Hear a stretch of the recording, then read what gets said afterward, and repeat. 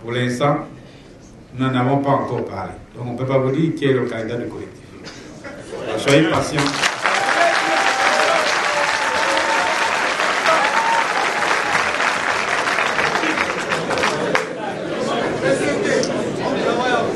Deuxièmement, notre ami DRTV fait allusion à une déclaration du ministre Mbéry. Malheureusement, ça vient d'un juriste. C'est ça qui est très grave. Il y a aussi quelqu'un qui a une expérience politique. On le sait. Parce qu'il a roulé sa coposse depuis le banc de l'école dans la politique. Mais dire que nous avons réagi épidermiquement à la proposition du président, ce n'est pas nous prendre au sérieux. Nous sommes des hommes politiques.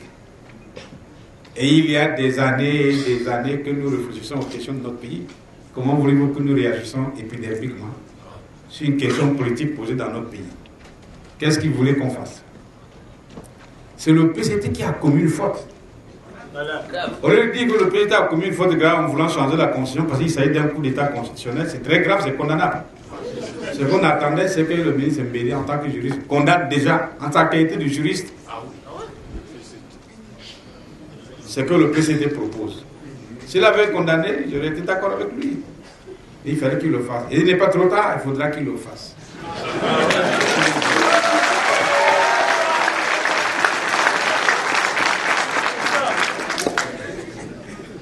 Donc, si jamais un candidat de l'opposition est élu en 2016, il n'y aura pas du tout crise.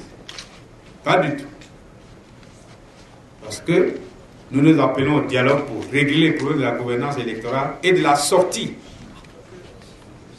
du dernier mandat du président Denis Sassou Nguesso.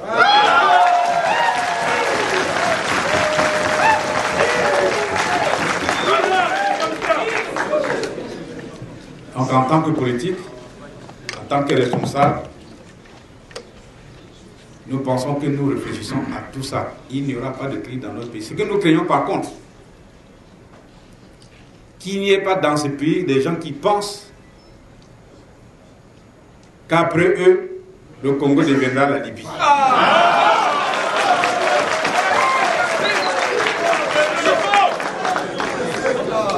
Mais vous pouvez vous assurer,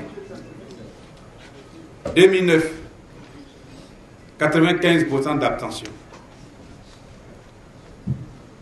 C'est ça, non? Oui. Élection locale,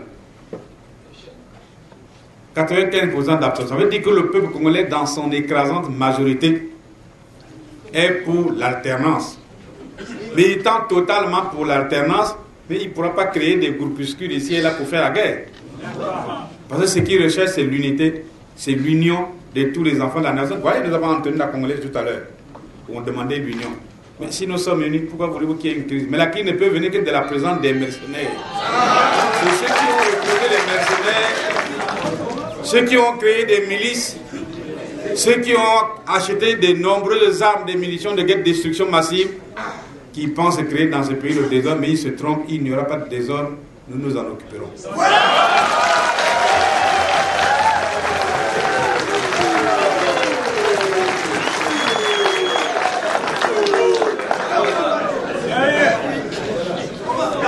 C'est comme si le président Sassou avait tout verrouillé pour que sans lui, rien ne peut se faire.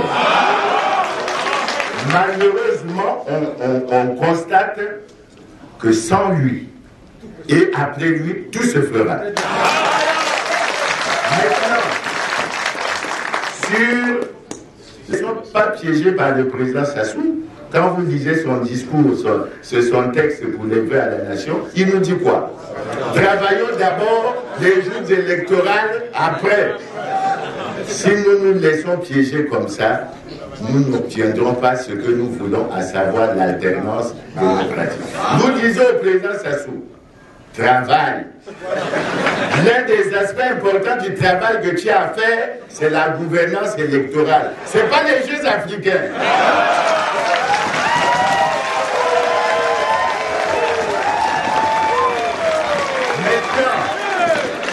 Maintenant, Maintenant, sur la question relative au dialogue, on nous a demandé si nous connaissions la déclinaison des étapes. C'est simple. Le président Sassou a dit quelque chose que certains d'entre vous n'ont peut-être pas bien suivi quand il était à l'opposition avec nous. À l'époque, il disait, si le président Lissouba ne veut pas organiser des élections libres, démocratiques et transparentes, je vais porter mon béret de général. Le président qui foussait le colonel, il n'a jamais menacé de porter son béret. Nous ne sommes pas dans cette logique. Ce que nous disons calmement, aux bâtisseurs infatigables, ce que nous disons calmement aux faiseurs de paix de ce pays, ce que nous disons calmement aux médiateurs internationaux, c'est ceci. Depuis que tu es revenu au pouvoir par les armes, aucune élection libre, démocratique et transparente n'a pas été organisée dans les pays. Maintenant que tu nous sors, offre ce beau cadeau à ce pays. Pour offrir ce beau cadeau à ce pays, d'après nos analyses, il n'y a pas un autre moyen que d'aller à un dialogue inclusif qui va permettre à tous les fils de ce pays de s'asseoir et de fixer les règles du jeu pour que celui qui sera élu, parce qu'on ne vous dit pas souvent, le président Sassou quitte le pouvoir le 12 août 2016. Donc, celui qui occupera le siège le 12 août 2016, il faut que nous ayons préparé à la fois la sortie honorable du président Sassou et la venue par la grande porte de celui qui a arrivé. Je vous remercie.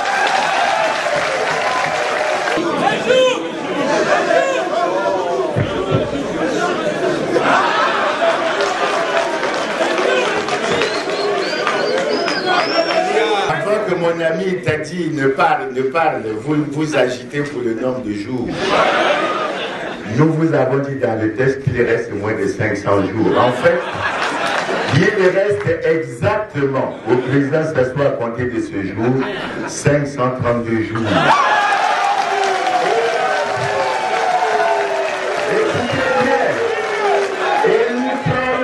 Et nous sommes à 498 jours de la tenue du premier tour de l'élection présidentielle du pays.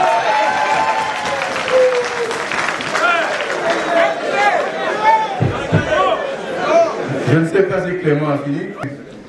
La question de l'IRTV à double détente. Il nous demande s'il y a un candidat du collectif. Mathias, à juste titre, a dit pas encore. Mais s'il avait posé la question, est-ce que le président sortira du collectif? J'allais lui dire oui, le président sortira du collectif.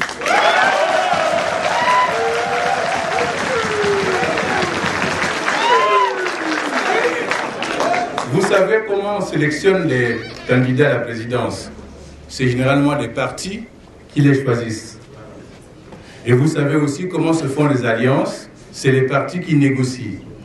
Les partis n'ayant pas encore choisi leur candidat ne peuvent pas les proposer à la candidature unique du collectif. Mais le président sortira d'ici.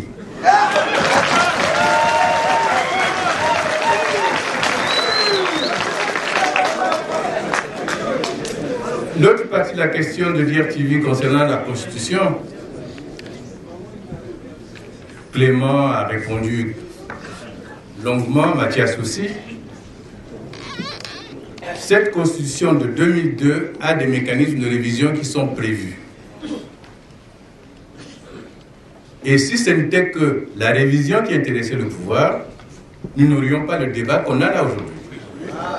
Il y a un débat parce que les articles qui verrouillent cette Constitution, qui ne permettent pas la candidature du président Sassou en 2016, c'est ceux-là que le pouvoir veut faire sauter à travers le débat sur le changement de la Constitution. C'est pas autre chose. Donc Martin se trompe quand il pense que nous nous sommes trompés en nous attaquant à cette question. Si nous étions tus, aujourd'hui peut-être que le pouvoir dirait en réalité le peuple congolais en entier est d'accord. Et s'il y a des partis qui soutiennent cette position, c'est parce que le collectif très tôt s'est levé et a dit non au changement de la Constitution.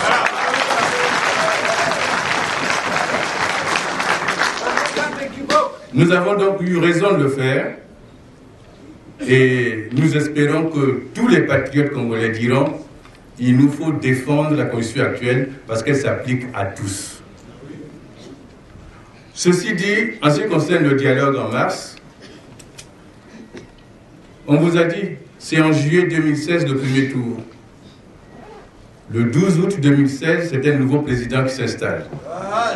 Il est donc bon que toutes les opérations qui permettent l'arrivée au palais du futur président sorti du collectif, il nous faut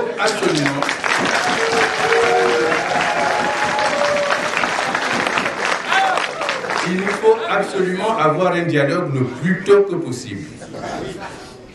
Il y a des opérations à faire, ne fût-ce que le recensement, ne fût-ce que la loi électorale, ne fût-ce que le découpage, il y a d'autres questions qui sont en jeu, qui demandent du temps. Et c'est pour ça que le collectif dit, c'est maintenant, et notamment en mars, immédiatement qu'il faut avoir le dialogue. La question de la voix d'Amérique, c'était de nous dire, est-ce que vous avez déjà, d'ores et déjà, des contacts avec le pouvoir pour préparer ce dialogue? Et quel est le contenu que vous avez de ce dialogue? Est-ce que ce sera une réunion politique? Ce sera simplement une réunion technique? Telle a été la question qui vous a été posée. Bon, d'ailleurs, dans le propos liminaire, nous avons déclaré, vous l'avez entendu, que justement le pouvoir en place, notamment le président de la République, n'a jamais accepté de dialoguer avec son opposition. Donc, à l'heure qu'il est, l'opposition que nous sommes, en tout cas, au moins au sein du collectif, nous n'avons pas de contact avec le pouvoir en général ou avec le président lui-même. Par contre, nous savons en ce qui nous concerne, nous avons une approche en ce qui concerne le dialogue, comment il devrait être organisé et quel en serait le contenu. En ce qui concerne le contenu, nous l'avons dit dans d'autres déclarations, que la question essentielle sera la question de la gouvernance électorale. Regardez toutes ces questions qu'on vient d'évoquer. C'est déjà là un aspect du contenu. D'autres questions essentielles politiques dont dépendent, qui constituent des défis importants pour notre pays, seront certainement, en ce qui nous concerne, abordés à l'occasion de ce dialogue.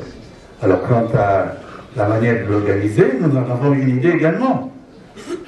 Par exemple, nous disons d'ores et déjà que nous n'accepterons jamais un dialogue au cours dans lequel il y aurait à l'ordre du jour la discussion sur le changement de constitution.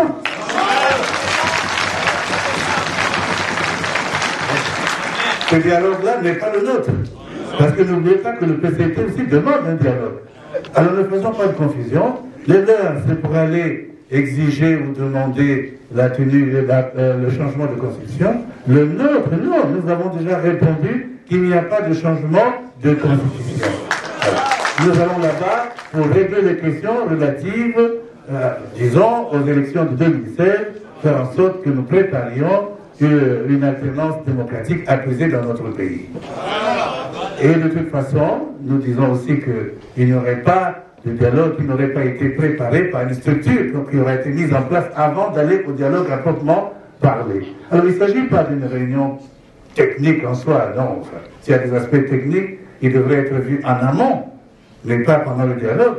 La question de la gouvernance électorale est une question essentiellement politique et ce n'est pas une question technique. C'est donc un dialogue politique, il faut le dire, il ne faut pas s'en cacher. Voilà.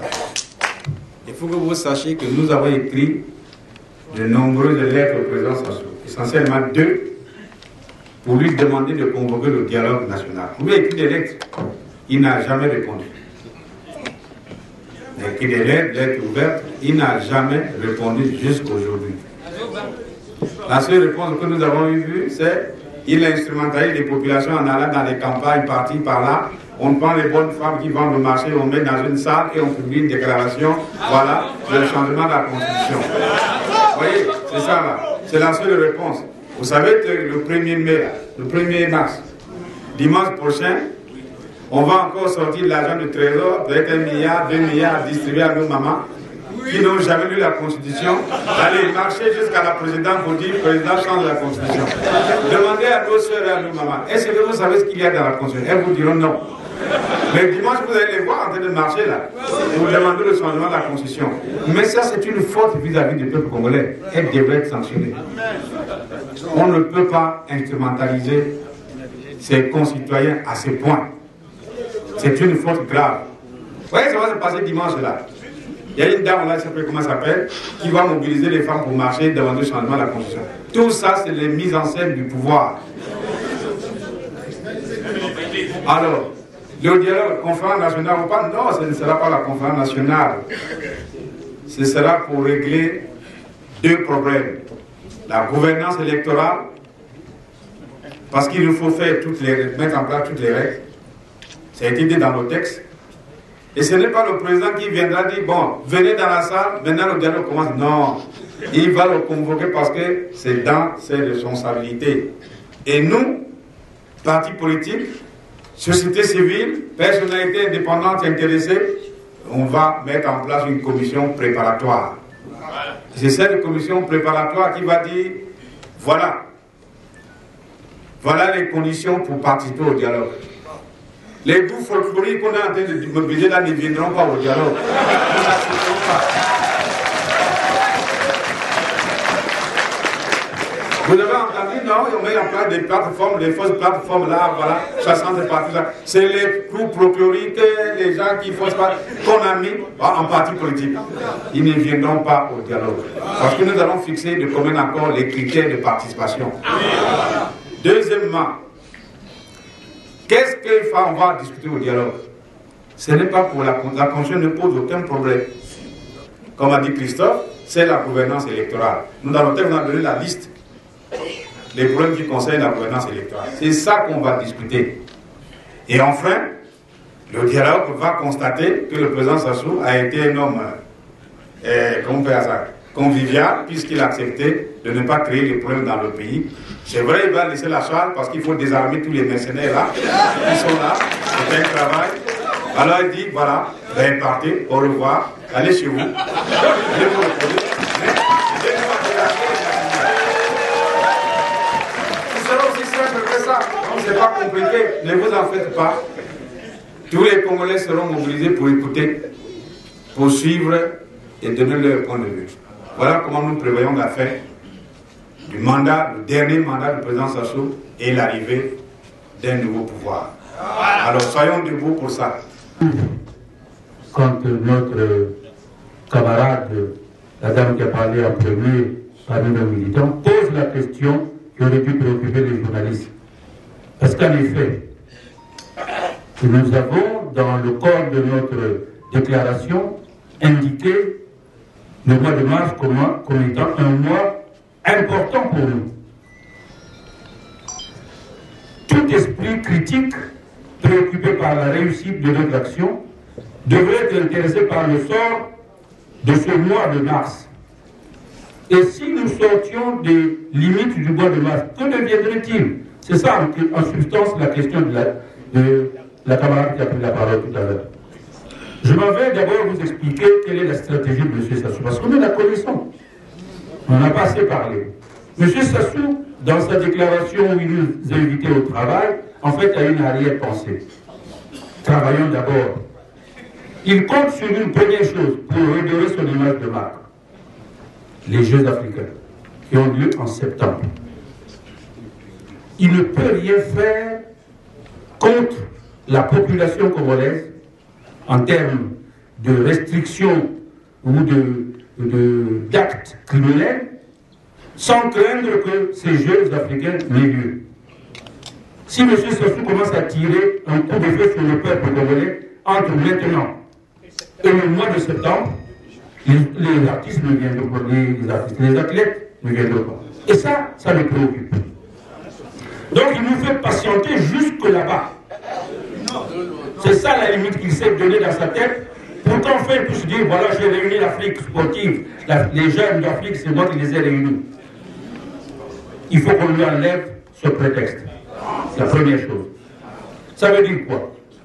Ça veut dire qu'il faut que M. Sassou dise aujourd'hui quelle est sa vraie décision. Veut-il, oui ou non, aller au dialogue? Parce que s'il ne veut pas aller au dialogue, le peuple congolais est en mesure de le faire partir par d'autres moyens.